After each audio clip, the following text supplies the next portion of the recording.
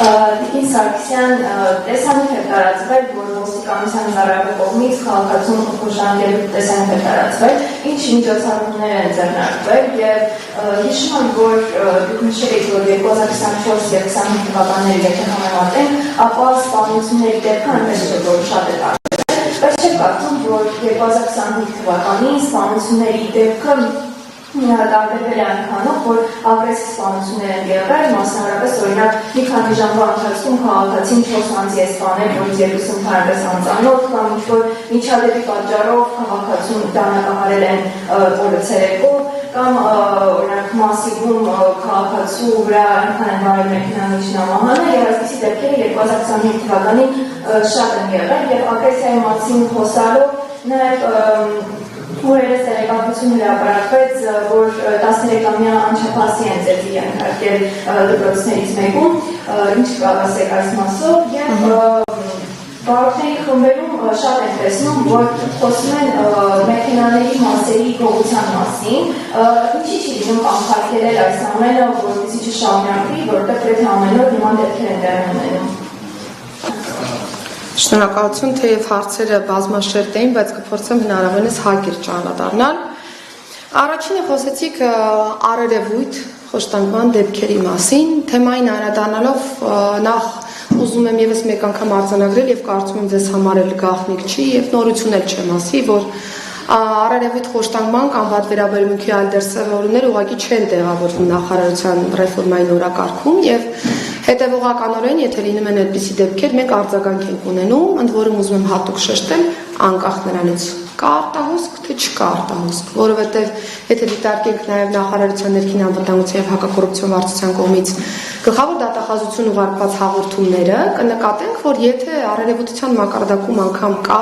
տվյալ, որ գործ ունենք խոշտանգման կամ վատ վերաբերմունքի այլ դրսևորման հետ, ես ուղիղ հաղորդում եմ ուղարկում գլխավոր դատախազին, որպեսզի այս դեպքերը բաց չմնան,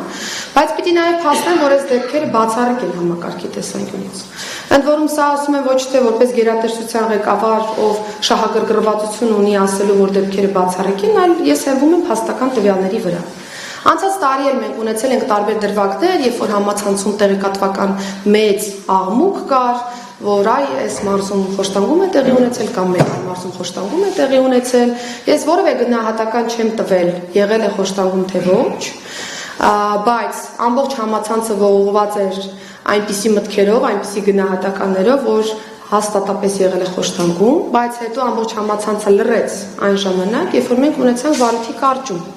այսինքն ունեցանք հաստատված իրավիճակ, որ տվյալ պայմաններում չի եղել խոշտանգում։ Այսպիսի դեպքերը, այսպիսի վարույթներն են նաև ինձ մոտ համոզմունք ձևավորում, որ մենք իրականում գործ ունենք բացառիկ դեպքերի հետ, եւ այս բացառիկ դեպքերը արձագանք ունեն։ Ես նախաձեռնում եմ ծառայողական քննություն, հաղորդում եմ ներկայացում գլխավոր դատախազություն, նույն վերջին դեպքով, որ դուք մատնանշում եք, եղել է կոնկրետ ռեակցիա։ Անձը վարույթով ներգրաված է որպես մեղադրյալ։ Եվ անձի նկատմամբ կա նաև կիրառված խափանման միջոց։ Այսինքն, ինչ պիտի աներ պետությունը այս դեպքում։ Հաղորդում պետք է ուղարկվել իրավապահ համակարգ, ուղարկվել է։ Պիտի նախաձեռնվեր քրեական վարույթ, նախաձեռնվել է քրեական վարույթ։ Եթե տվյալները բավարար են, պիտի հանրային քրեական հետապնդում հարուցվեր, անձը ներգրավել որպես մեղադրյալ, մեր աշխատակիցը ներգրավել է որպես մեղադրյալ։ Ես իմ լիազորության շրջանակներում հնարավորություն ունեի կասեցնելու ծառայողի լիազորությունները, ես կասեցրել եմ ծառայողի լիազորությունները։ Վարույթի շրջանակներում անձի նկատմամբ կարող է կիրառվել խափանան միջոց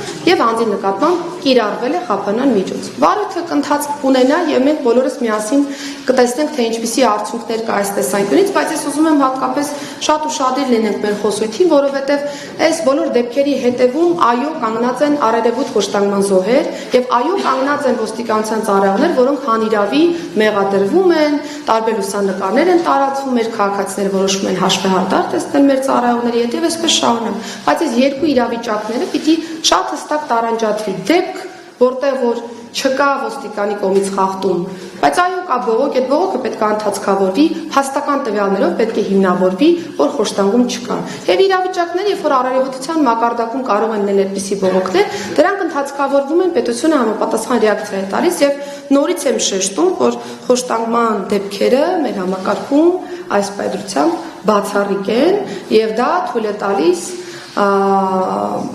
ինձ թույլ եմ տալիս նմանատիպ արձանագրում անելու, հաշվի առնելով թե վարորդային փաստական տվյալները, թե իմ օպերատիվ նաև ստուգումները տարբեր բաժիններում եւ տարբեր մարզային վարչություններում, եւ թե նաև հանրության վստահության մակարդակը, որ կա, եւ նաև նշեմ, որ իրավագիտակցությունը իրավունքների պաշտպանության տեսանկյունից վերջին տարիներին հատկապես բավական աճել է, եւ վստահաբար, եթե անձը լինի առերևույթ խոշտանգման զոհ, մենք տեսնում ենք, որ լինում է բողոք, փաստաբանական ծառայության նաև ձեռքբերում եւ հետևողականորեն նաև իրավունքների պաշտպանություն կա, բայց այստեղ նորից շեշտելով մենք չենք թողնում քաղաքացու բողոքին։ Մենք ինքներս եթե տեսնում ենք դեպք, դա անպայմանորեն ընդհանցկավորվում է։